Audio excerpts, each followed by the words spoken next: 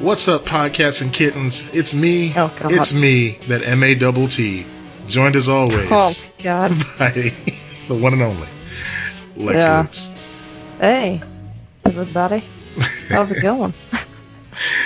This, of course, is Lex and Matt's excellent adventure. We're always happy when you join us here. Thank you for listening. What? Oh, yeah, I was supposed to say something, wasn't I? Yeah, but thank you for listening, guys. It's kind of on me. It had end of episode energy, so I don't know what to say. Yeah, thank you. We appreciate it. Thanks for listening. All right, bye. That's it. That's all we got. The mini episode is super long, and the regular episode is like super short. Just a couple minutes. That's a good idea. Let's see that. Man, so it's been an eventful couple of weeks. We had some notes that we put in there from last time around. I love when you share notes with me, and like it's just something that you want to make note of, so you don't necessarily like give me all the details, because it gives me a chance to look at the URL and try to figure out what it's about, right?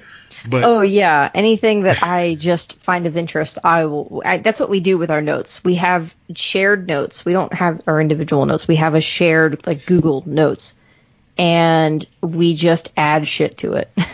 Just throw things in there, news and whatnot. So, and a lot of times it's our, like Wall of Weird and things like that. Mm-hmm. That one was you.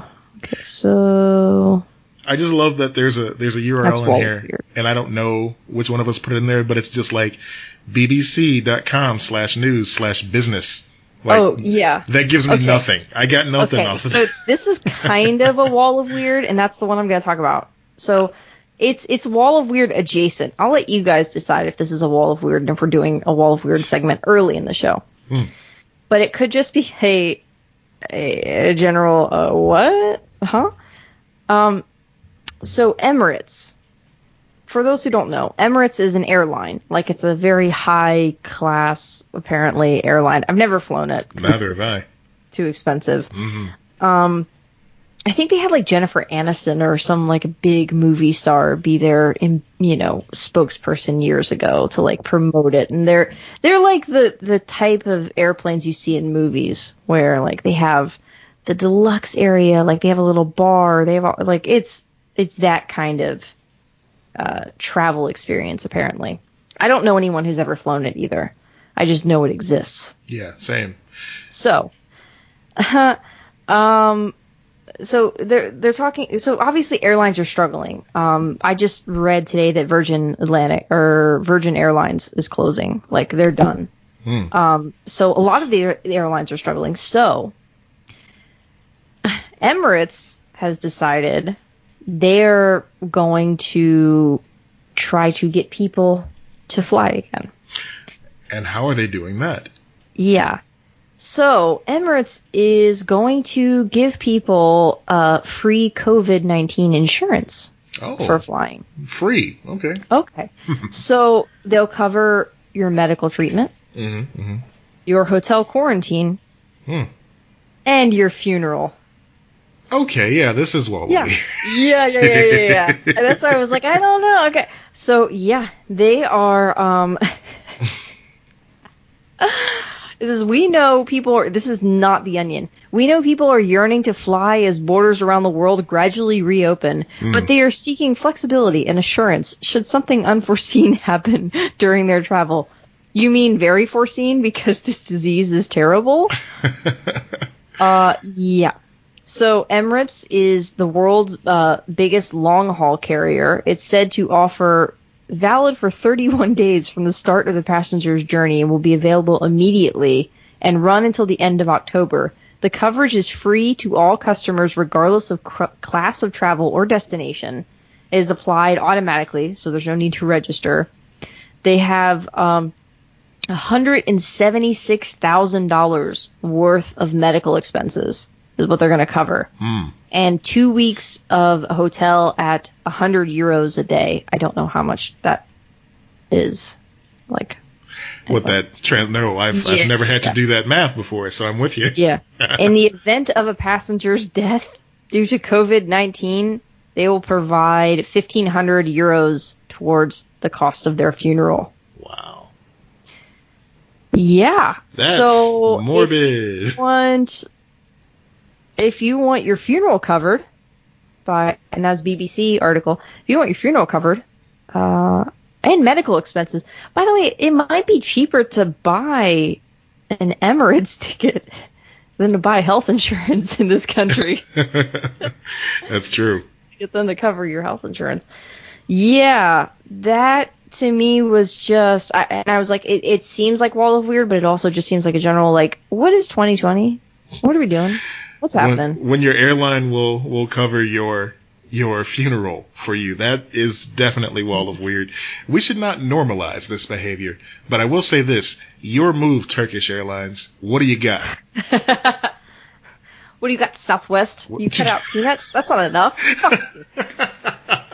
Southwest, at the very least, will just roll you off the plane. So that's cool, I guess. They're the Frank Reynolds of It's Always Sunny. Just throw me in the trash. Bury me at sea. Just dump you off the plane. Just flush you out. Southwest is going to be one of the airlines that doesn't get people killed, though, because they're actually doing the distancing and they're mandating masks, even though you're not legally supposed to mandate masks right now. Well, I got bad news for you. They're actually easing up on their cleaning practices now for some reason. Yeah.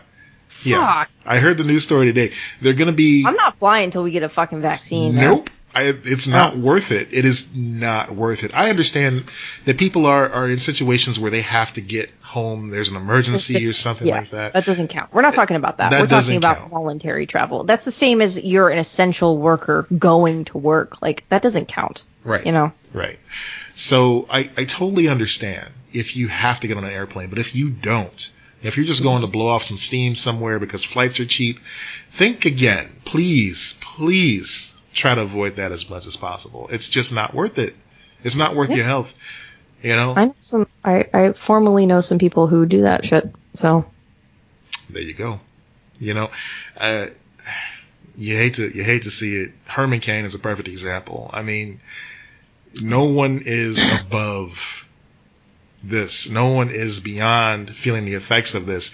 You may think that because you believe you're too good or altruistic, or that you know science more than scientists and doctors somehow, that you're above catching this disease that has killed hundreds of thousands of people. Yeah, no, you're not. No, you're definitely not. Yeah. So you are ruling that as a Wall of Weird, correct? Definitely. Okay. Because so then fuck it. 2020, fuck it.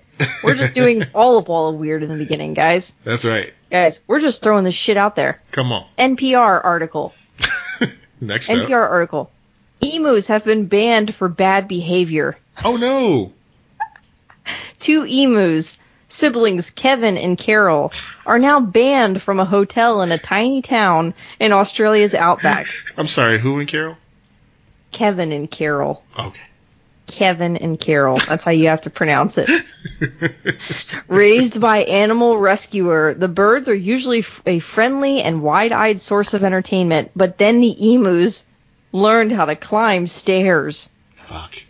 No. The new skill gave the birds access to the pub of the Yuraka Hotel in Queensland. This is like a very Australian version of Jurassic Park when the raptors learn to use the doorknobs. Yep.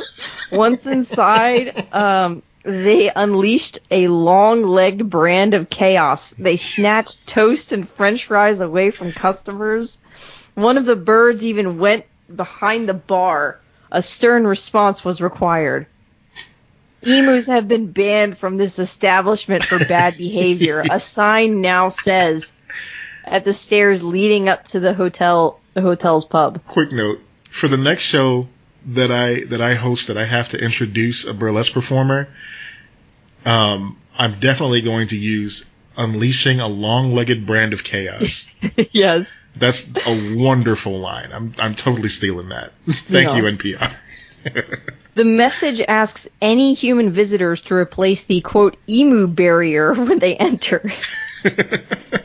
We put the sign up, but we're not quite sure whether they're able to read or not. I mean, hell. Co-owner They learned how to use stairs. I mean, what else? Come on. They're probably standing outside in a trench coat and hat trying to get people to sneak them in now. Yeah. So we've put a bar across there as well. The emus have been popular with visitors. They learned posing. They've learned that posing for photos means a reward of a quick snack. Guys, I do the same thing. If you offer me grain or something, I'll take a picture with you if you see me. See, my rates are a little higher. I at least need a bag of Cheetos if you're gonna. Yeah. So I'm with you. Yeah. So what can't emus do? First, they're selling you insurance, and now they're breaking into pubs in Australia. It's wow. It is not safe to get between an emu and food. They have Same. They have a sharp, strong beak, and their long neck can suck up food like a high-powered vacuum cleaner. Girl, same. Oh man. Oh God. This just keeps on giving. Another concern is the emus are startled. The large birds would likely run fast. When frightened, the animals do have a tendency, Chris Gimblett says, to do a forward sprint whilst looking behind them at the source of their fright and heaven help people and objects that happen to be in their blind forward run. Yep. And I love this Leanne Byrne. She's a Uraka resident who raised Kevin and Carol. She says, "We didn't think they could climb stairs." That's her explanation for it. Well, she just didn't think they could do it. Oh, I just didn't think. Man, all right. So just to stick with the theme here, when I saw the URL, I thought someone named Kevin and Carol were banned from an Outback Steakhouse. Technically. Why is this weird? That's technically true. Like Kevin and Carol were banned from a pub in Australia. Yeah. And what is Outback Steakhouse if not an Australian eatery pub? Yeah. Mm-hmm. That was written by Bill Chappell. I think that's how you pronounce his name.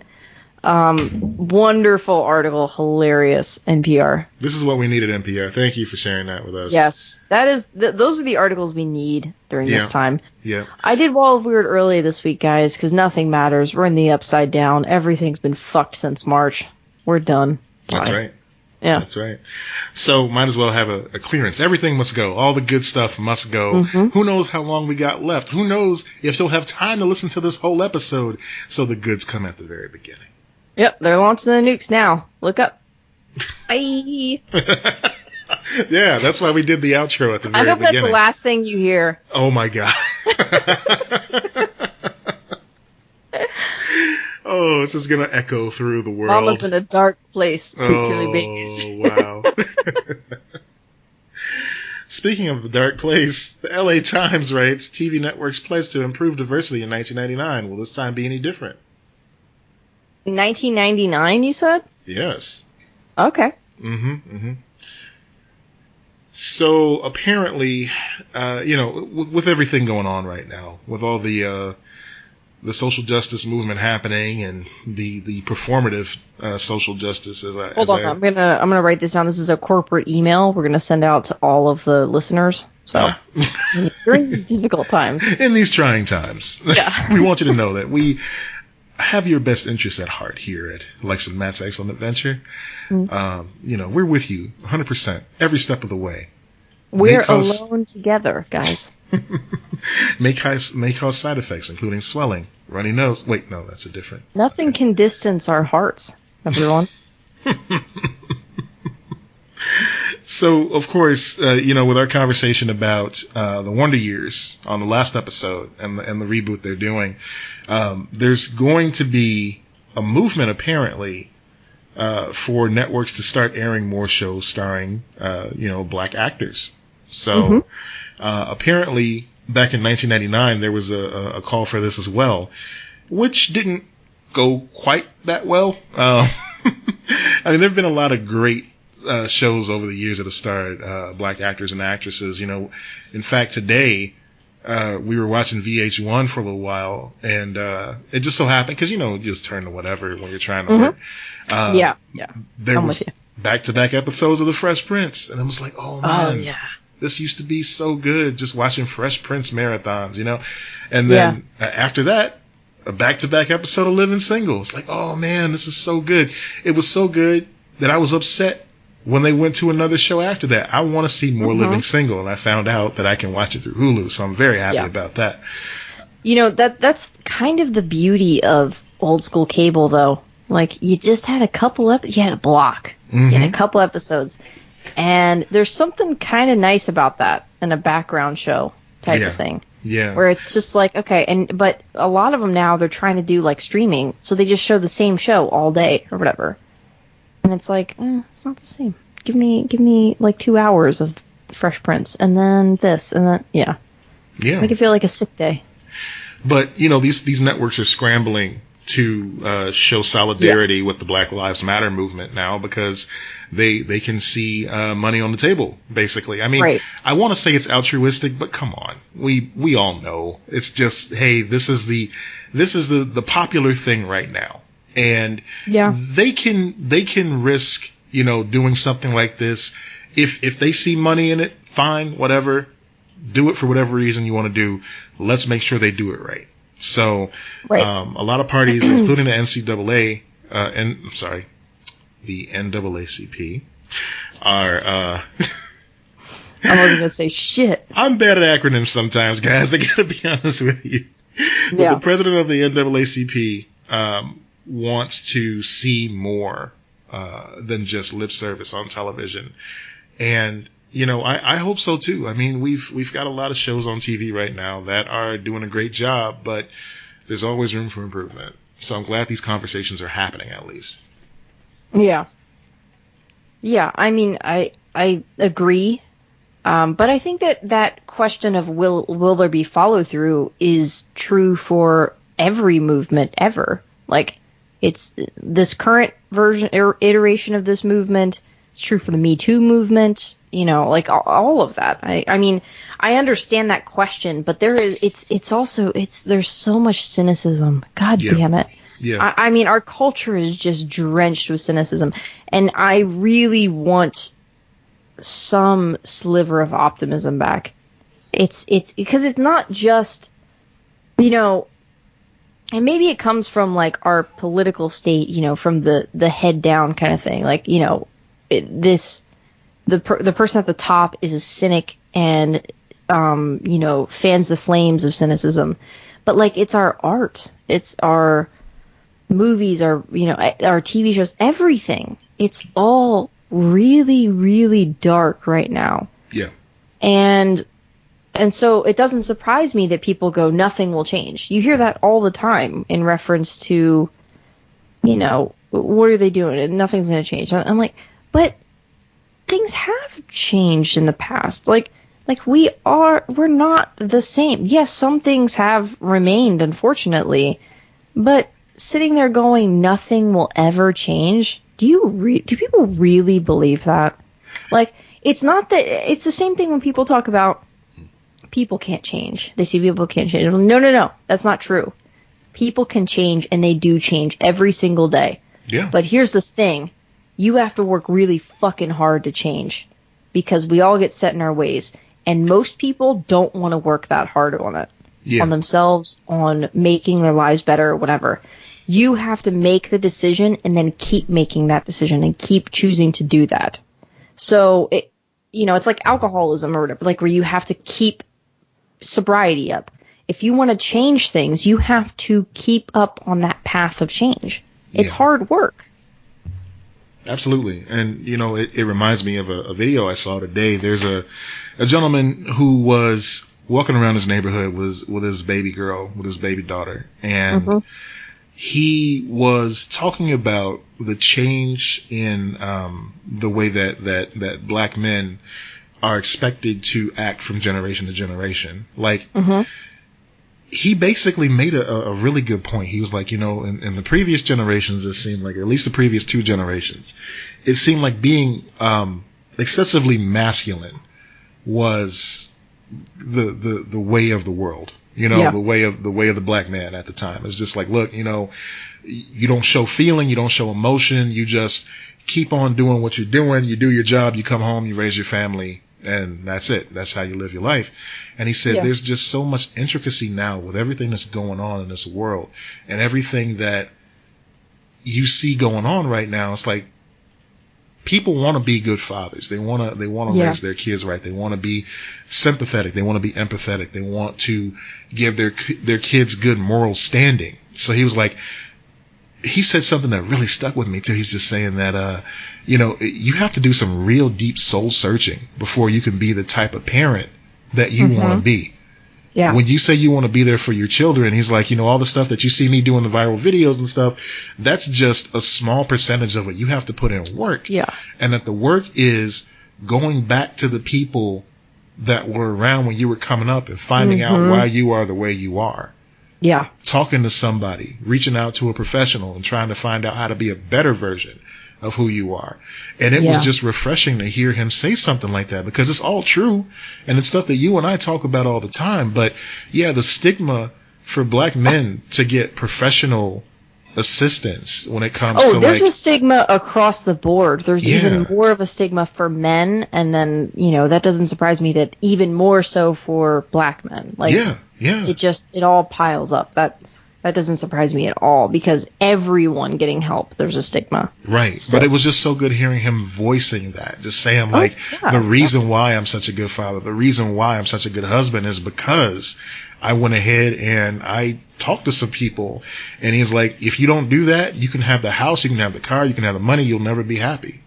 Yeah. And I'm like, this is just pivotal. I want to find this video because I know I'm butchering what he said, but the spirit is there. It's been going around. Yeah. I saw it. I think that a lot, not all, but a lot of kids who dealt with like neglect, emotional abuse, physical, I was not physically abused, but I would assume physical abuse as well. But like I did deal with neglect and emotional abuse from a parent.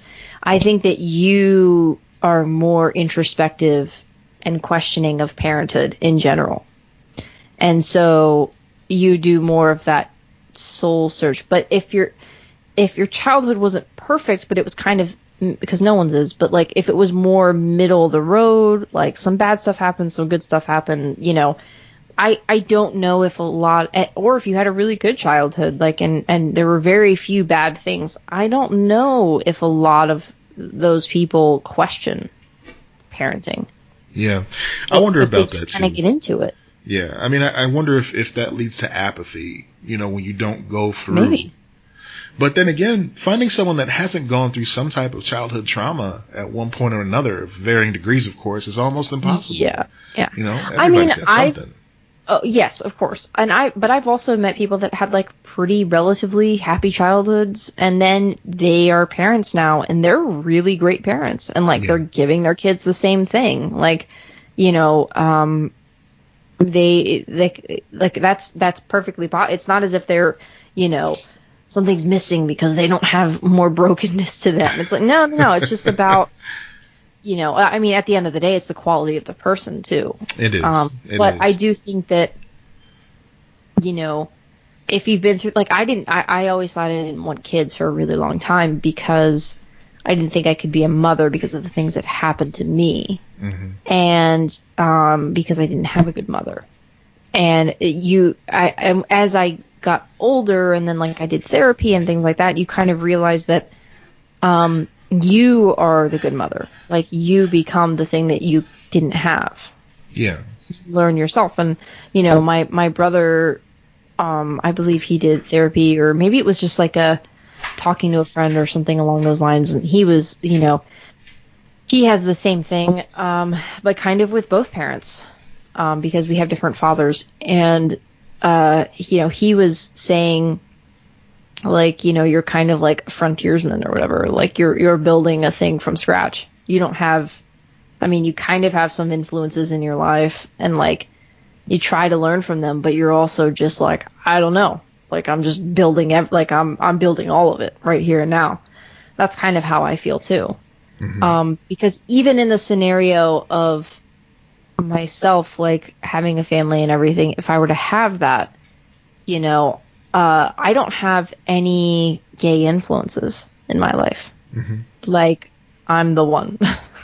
Like, there was a distant cousin or whatever that was apparently gay, but, like, I'm the only, like, openly gay family member. So, like, my family, if I have one, will look different from the other families within my distant family. I was saying family a lot. But, it'll look very different. And so you kind of have to forge that path for yourself. But there is a little bit of a freedom in that, too. And I think that's another thing that, like, we don't think about when we worry about parenthood and becoming, mothers, fathers. Is there, like, a non-gendered parent name? I'm going to have to look into that. I'm not sure. I'll be honest. Well, assume that I respect that name, that you guys, if you subscribe to that or have friends who subscribe to that, or identify as that is a better word of saying it. Assume that that's under the umbrella as well. But like a parent, you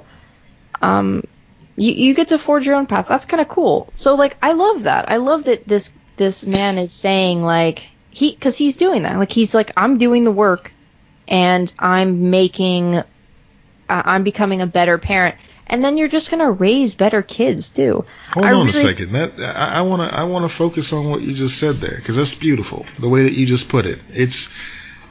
You're trailblazing, because you're showing love for another human being in a way that hasn't been done to your knowledge and your family up until now. And it's all just jazz. It's all just like, you're doing it on the fly, for better and worse, but mostly better, because you can't break the rules. There are no rules. Right. And that's, my brother has children. I don't have children. Obviously, you guys know that. But, like, so he has, like, his wife and, like, her, ideas of parenthood and everything like that. And, bringing that to the table as well. But yeah, like, you're just kind of figuring it out as you go. Like, I've had that conversation with him a lot of times. Like, I had never held a baby until my niece, who's getting ready to turn 11 this month. So, like, I had never held a child before her. Oh, wow. I wasn't around children. Like, that wasn't a thing. And, like I said, for years, that wasn't a thing that I wanted. It wasn't until, like, their influence. I don't think my nieces and nephew will ever fully understand the impact that they had on my life. Oh. It's an interesting thing. Like, I don't think they'll ever quite understand how much they, like, cracked my heart open and, like, made me, a more empathetic and compassionate person toward children, toward parents, families in general. Because when you allow yourself to love like that, even if they're not your kids, like they're your nieces, nephews, cousins, kids, whatever, like, you really are, like, they're just seeing you for who you are. Yeah. And it's just a really unique relationship. And when they see you and they're just like, okay, cool, I accept, I love, whatever. That's pretty wild. It's pretty great. That is pretty great. And yeah, as long as it's coming from a place of love. I mean, you're being the best parent that you can be. I saw something today. Someone mentioned that just the simple act of acknowledging a child is something that can make their day. Just, not saying be creepy about it or anything, just like, hey, little girl, you know what I mean? Just like waving and smiling and that sort of thing, and just letting them know, like, hey, I acknowledge you. You exist. You're a person in my world. Every line that I'm ever stuck in, like, pre-end times, I'm like, I see the kid in front of me, I'm like, I'm making funny faces at you, and you will laugh. I will get that laugh. That's pretty great. Yep. Yeah, And but, sometimes treat them like humans. Like, people don't do that. That bugs me. Yeah. Like, they want that affection. They want human connection. They're building everything. They're putting everything together right now. And if you don't treat them like a full person, they're not going to grow. Exactly. That empathy has to be taught. That's just it. Absolutely. We expect so much out of the decision-making generation right now. And it's like, well, hopefully they were loved growing up. I know that's not 100%, but, you know, that's not 100% the reason that certain choices are made, but hopefully, you know, they have that influence at least. And the decision-making generation, you're implying like boomers, right? Yep. Okay, yeah, and they really weren't loved. Let's be honest here. There is a lot missing for them. Yeah, they had much more distant parents. It's just a, you know, pre-therapy generation. There's a lot of messed up shit there, right. And that doesn't excuse everything. But yeah, and it's not saying like, and I'm not a parent by any stretch, but I'm not even saying like coddle, you know, your kids or anything like that. Mm-hmm. But there's gonna be learning on both ends. There's gonna be, you know, raising your kid and then learning about yourself when you raise a kid. Yeah, and you can never. This is my opinion. Mm-hmm. I don't think you can ever truly be a full, like, you need to transform into a full parent. I think you have to look at your parents as people. Yeah. Not just as your parents. And until you do that, you're not truly processing everything that you went through in your childhood, your trauma. Doesn't mean you have to forgive. Doesn't mean you have to, look, whatever happened is, you have to deal with it your way you're dealing with it. But you have to break that bond and look at them as people. Yeah. And do that, because until you do that, you're not going to see yourself in them. Mm-hmm. And until you see, okay, if I was in the position, what would I do, this and that? Like, you're not going to be able to fully, like, embrace the situations that you will encounter as a parent, I think. I had a lot of cautionary examples growing up. Yeah. You know, I've talked about my uncles very briefly on the show, and just their run-ins with authority.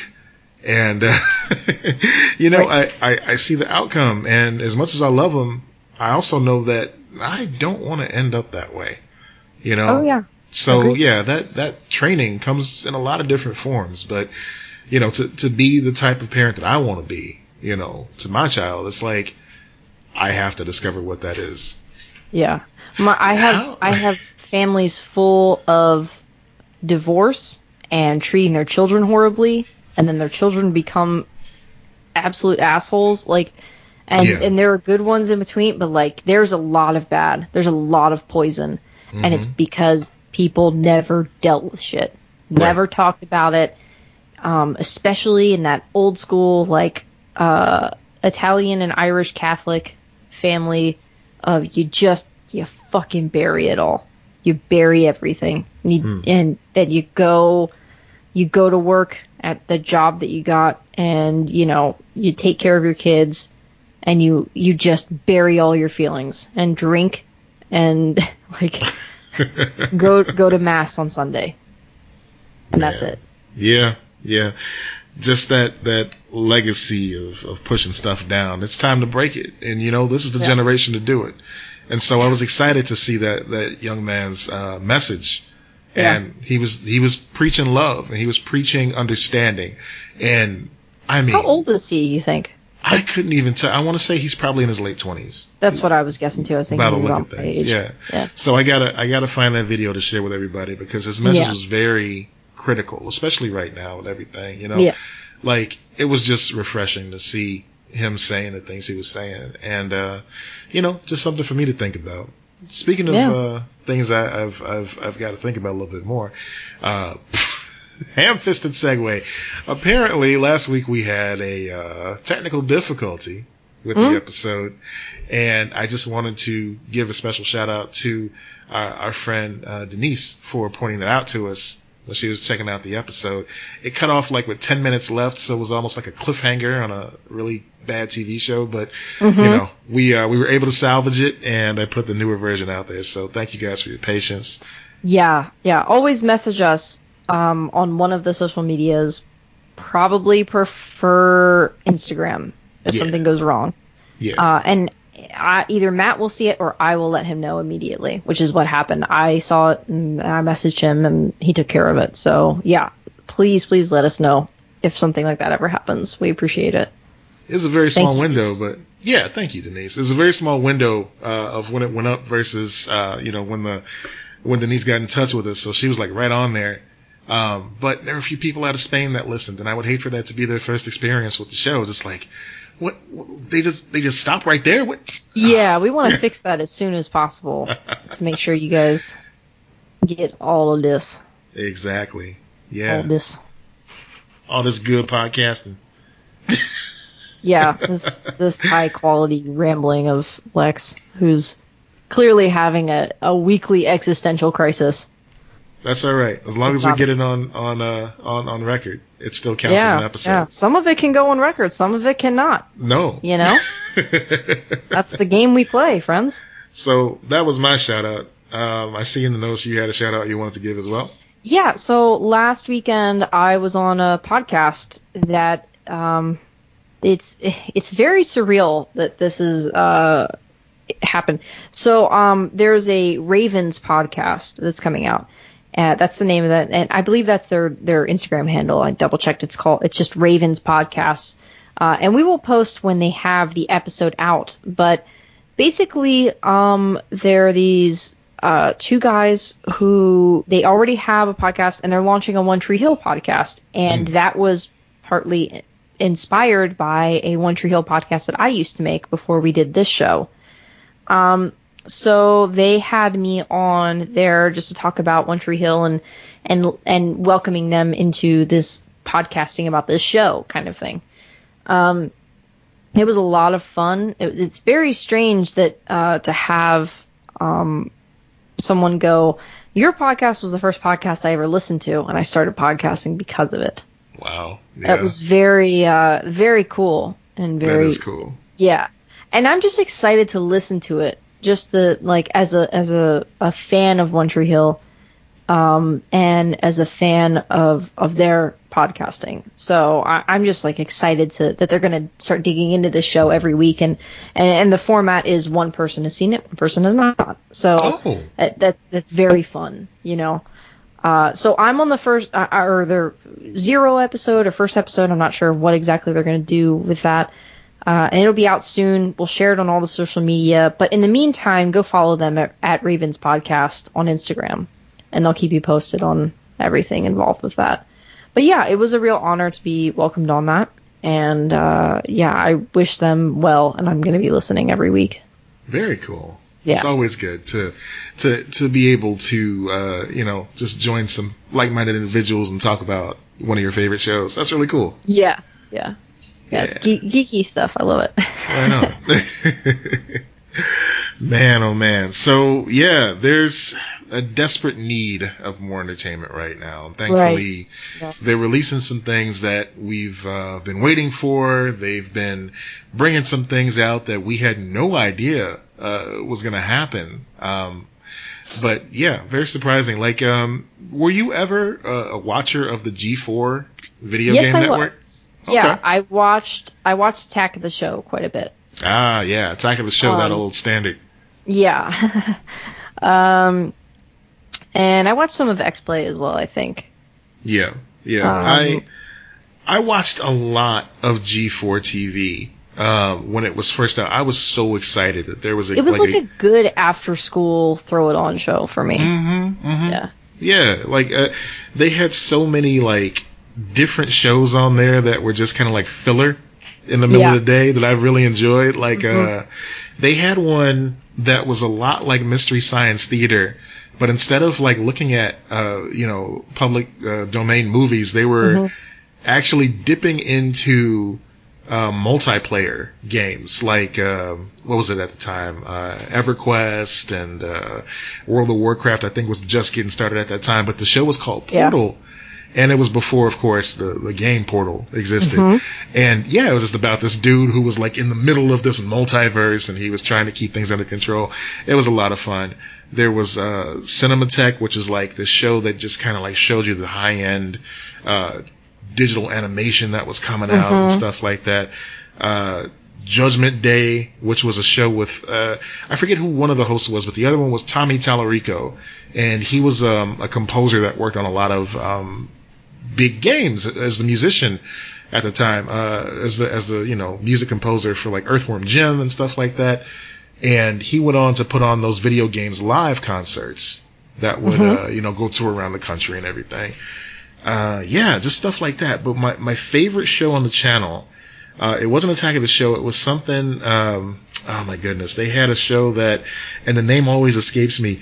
Well, basically it was like a magazine show, and it would give you like the history of how certain games were made and stuff like that. Like Nolan Bushnell was one of the focuses on one episode, and of course, Shigeru Miyamoto and stuff like that.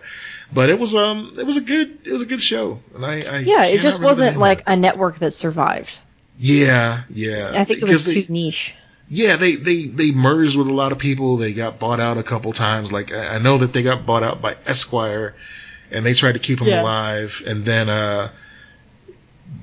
like UFC wanted to buy them for some reason. It was a weird time.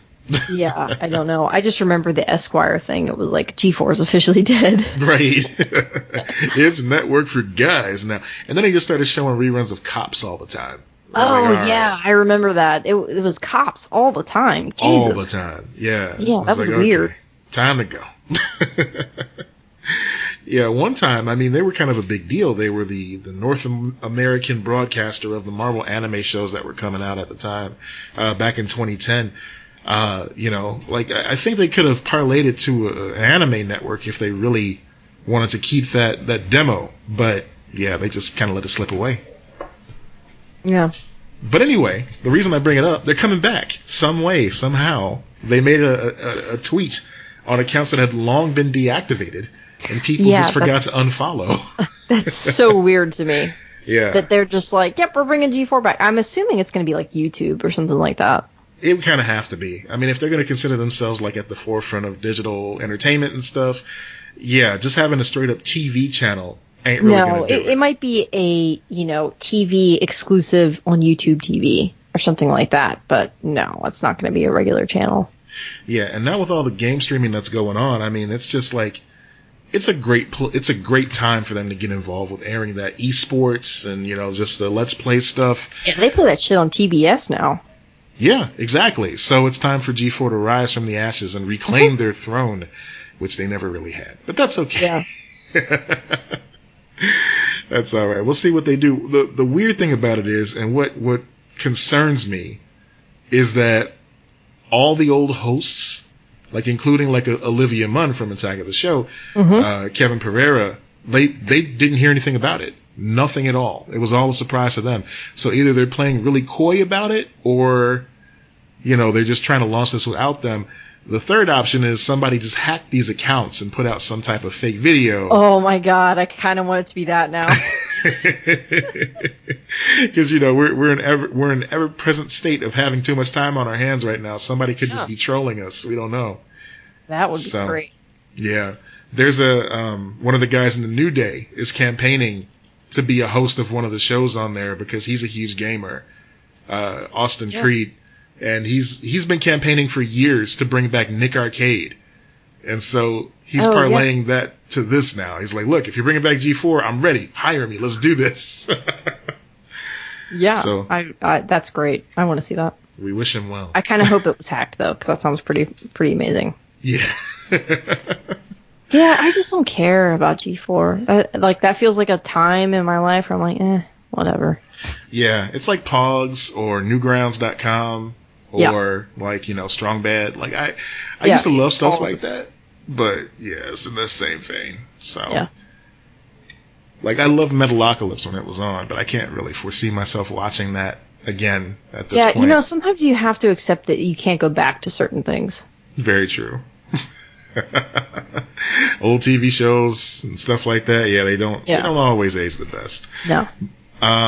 What are you watching these days? Are you checking anything out? Okay. Shameful admission. I'm watching the show The Ranch on Netflix. The Ranch? It's like... Not the blue cheese? I'm sorry. No, it's the You're a Terrible Person. It's the Ashton Kutcher, comedy show. Comedy, yes. Like it's like a sitcom, just a straight up sitcom. It's just dumb. I don't know why I like it, but it's just kind of like calming because it's just like an old school sitcom that Ashton Kutcher made like a bunch of seasons of. So it's just sitting there. I'm like, all right. I'd watched some of it before, but like I'm like, all right, I'm just gonna watch The Ranch. Yeah, Netflix does that thing to you where it's like continue watching. You're like, why the fuck not? Okay, sure. Yeah, bitch, I'm depressed. Keep playing it. It's just like, hey, do you want to continue watching this show that you were watching? Like, all right, I guess I'll finish this off. Okay. Yeah, why not? Fuck it. One day I'll go back and finish Dark when I feel like, being confused for 16, I've never 17 even hours. watched it because... Yeah. I watched The Sinner as well. That was recommended to me. Holy shit, that show was good. That first season. The Sinner. I don't think I've heard of that one. Oh my god. It's apparently a USA show, and Jessica Biel is in the first season. Oh, that one. Oh, you know what's messed up? I watched the first season of that. It's good. It's really good. It is good, yeah. The second season was okay. I haven't seen the third because they don't have it on Netflix yet. It's got a third season. See, I fell off after the first season because I'm like, I don't know where they're going after this. It's anthology, so it's all different stories, but they're keeping Bill Pullman's character. Interesting. So he's the tie to everything. So they're doing kind of a Fargo thing where it's like, it's the same world, and we're just, keeping certain aspects. Okay.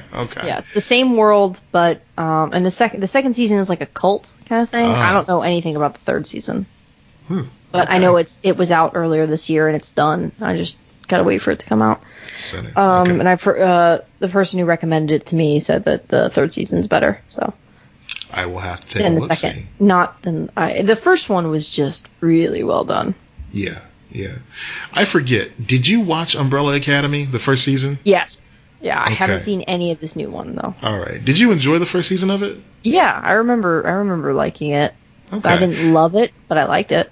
Yeah, for some reason I thought you had like a hard time getting into it. Like I didn't know if you finished it or not. I think it was kind of like I don't remember, honestly.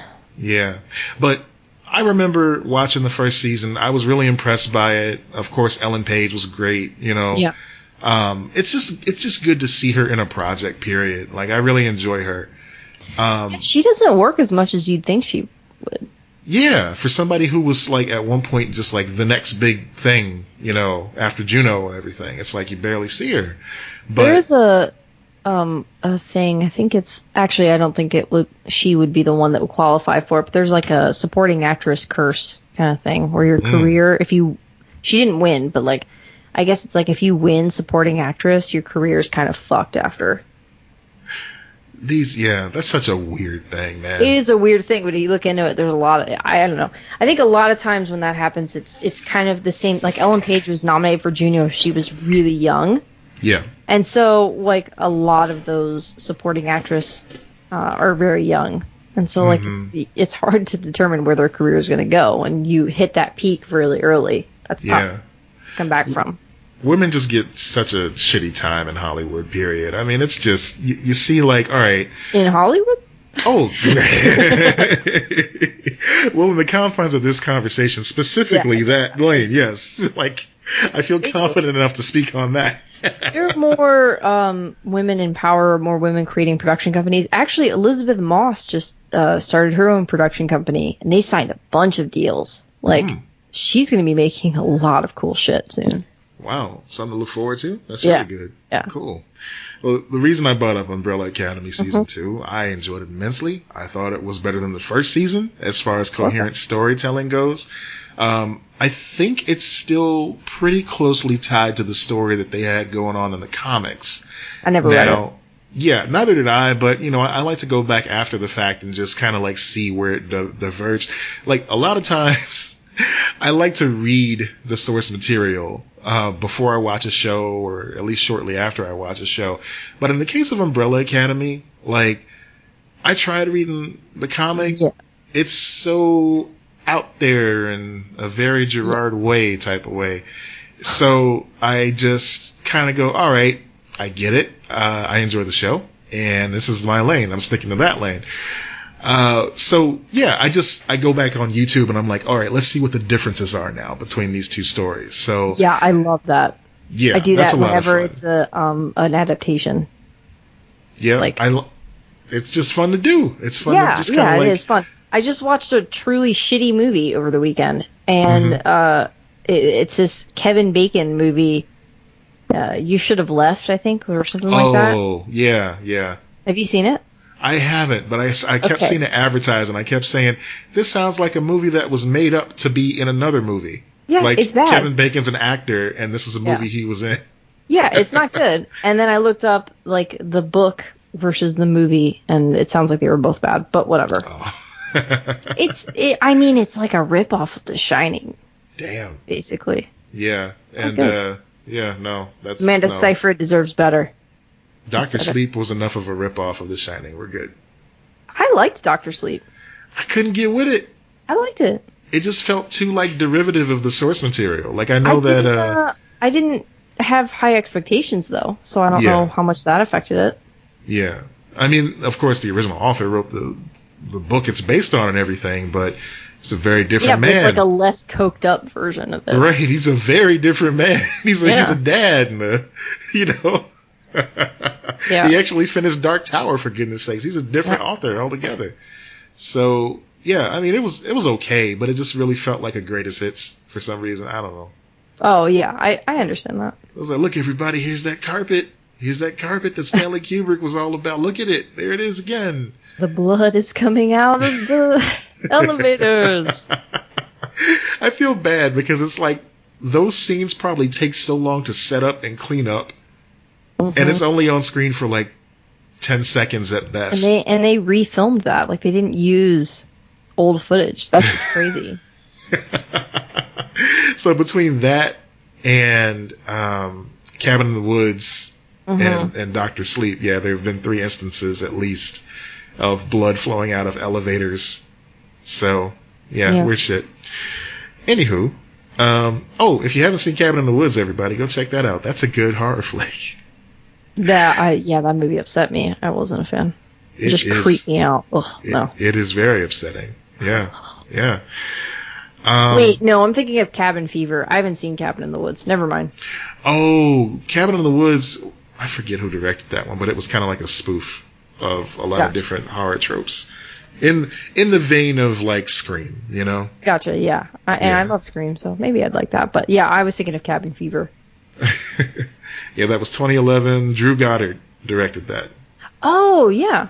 Yeah, it's got Chris Hemsworth in it, Kristen Connolly. Yeah, I know that now. I haven't seen it, though. Okay, yeah. I want to go check it out again. I haven't seen it in a while. I think I got it on DVD. Anyway, that's neither here nor there. Umbrella Academy Season 2, big thumbs up. Okay. Of course, it ended on a cliffhanger because they expect to come back, for Season 3.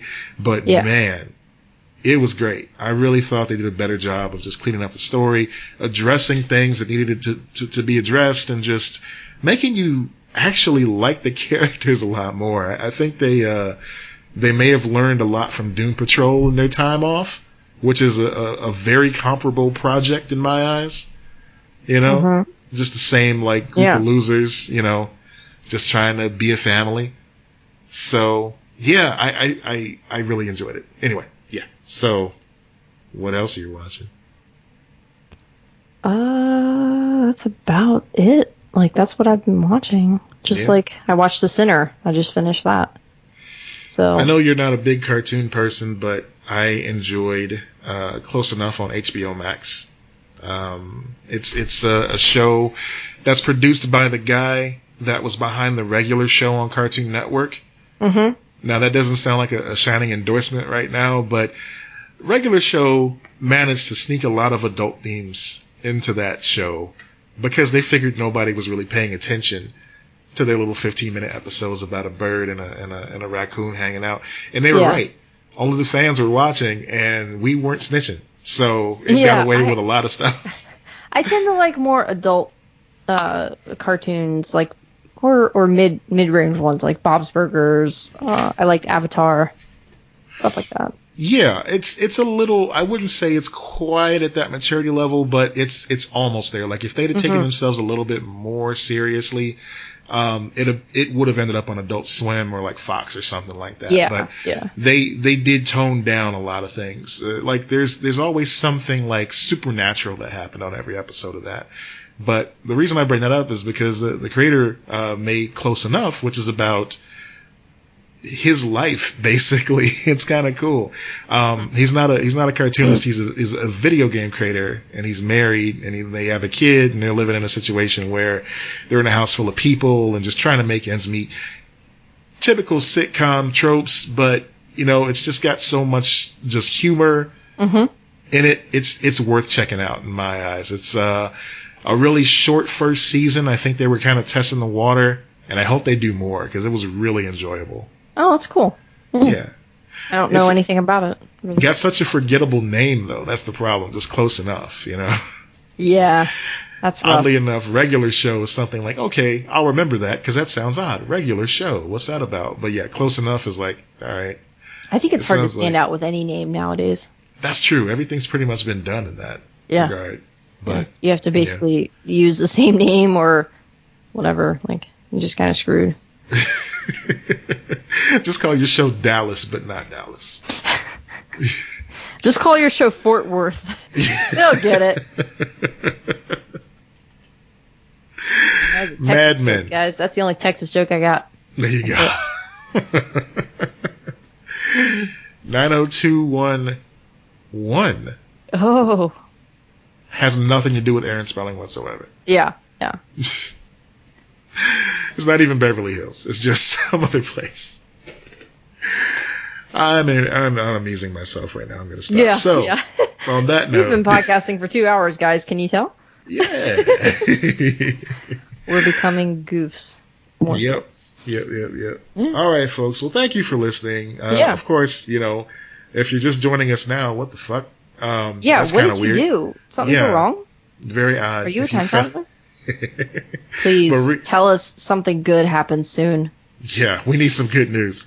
But rewind to the beginning if you want to hear the Wall of Weird, because that's where all that goofy stuff was right there. Yeah. In the meantime, thank you guys for listening once again. Follow us on all the social medias at Lex and Matt. There will be news about the Chicago Nerd Comedy Festival coming very soon. We can tell you now it's going to be digital this year. Yeah. So that's a big deal. Stay tuned for that. That's all I got. Yeah, that's all I got at Lex and Matt across the board. Follow us, rate, review, subscribe. That helps us. Share with your friends. Go become a patron if you can. If you can't, tell people. Give us a review. Share our stuff. All that. Mm-hmm. All right, folks. I'm Matt Peters. And I'm Lex Lutz. Be excellent to each other. Yeah. Bye.